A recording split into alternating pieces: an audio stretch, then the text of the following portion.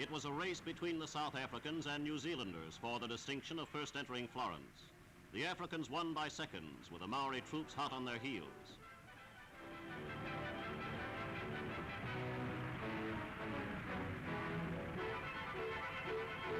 A view of the historic Florentine capital across the River Arno drew the Allies forward.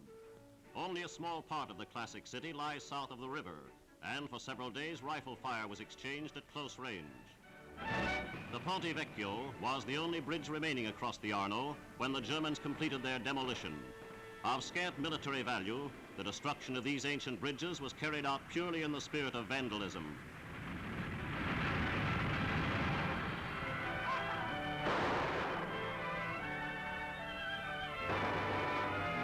As the Allies moved in, the people of Florence gave them fervent welcome. Partisans who had supplied the Allies with information before Florence fell took up arms to clean out the snipers.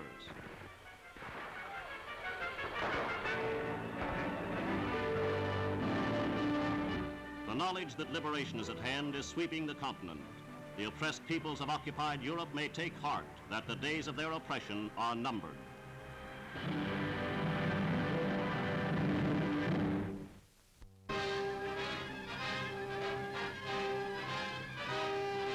The 100,000 people of Rennes are free once again.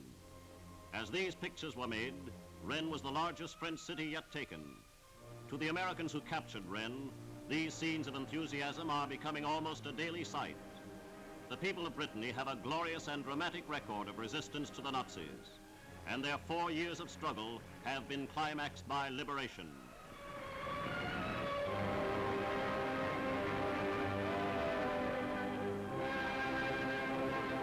The first German prisoners marched through Rennes had to be protected from outraged citizens by their soldier captors.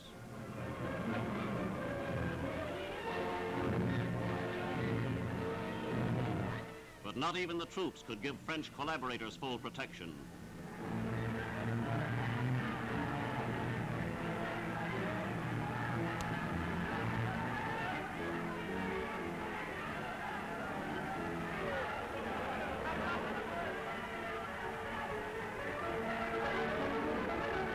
The militia chief, whose treason brought death to 10 of his townsmen, was lucky to escape with his own life.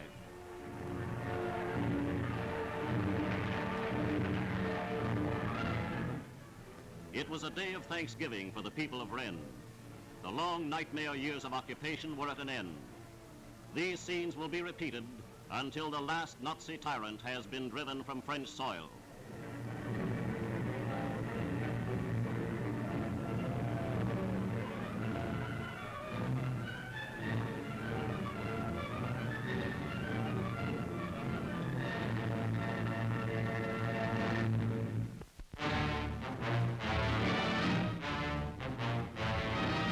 The German 7th Army is being ground to pieces in the jaws of gigantic Allied armored forces. General Crerar, Canadian Commander-in-Chief, is given final instructions in the master plan by General Montgomery himself. Few days had passed before the German 7th was in full flight, struggling to reach the Falaise Gap before the Allied jaws snapped shut. The enemy was in a perilous situation when staggering numbers of American, British, and Canadian bombers went in for the kill.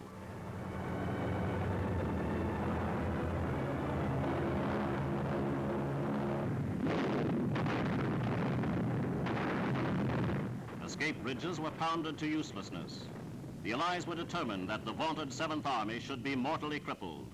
The fields of Normandy have become its graveyard.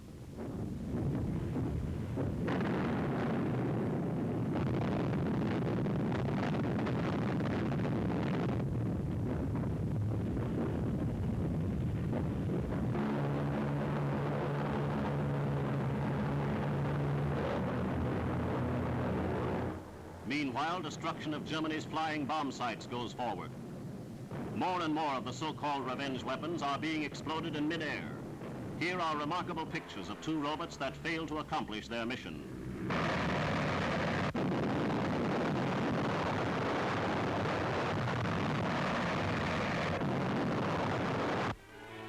The French town with a questionable name, Laval, has been liberated.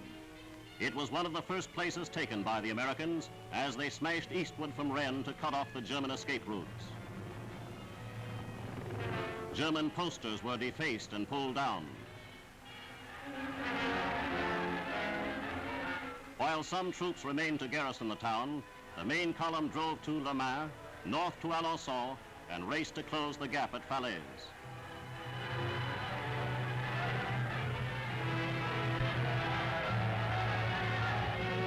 In the Canadian sector, powerful artillery units helped unhinge the German defenses.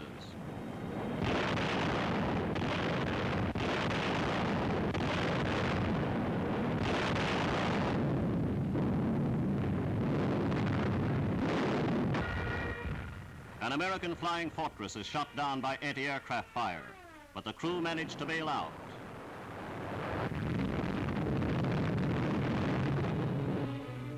And they are warmly greeted by their buddies after their narrow escape.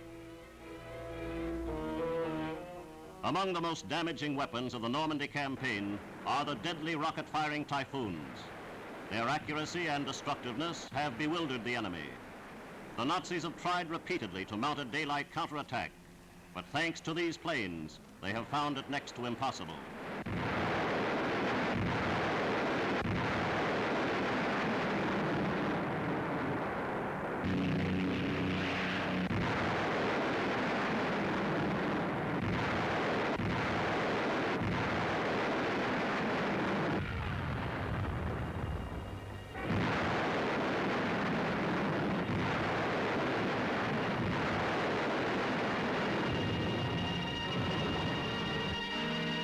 The plight of the enemy has reached a point of desperation. He is not even able to contend with the Allied forces already on the continent. Now comes news of further Allied landings on the south coast of France.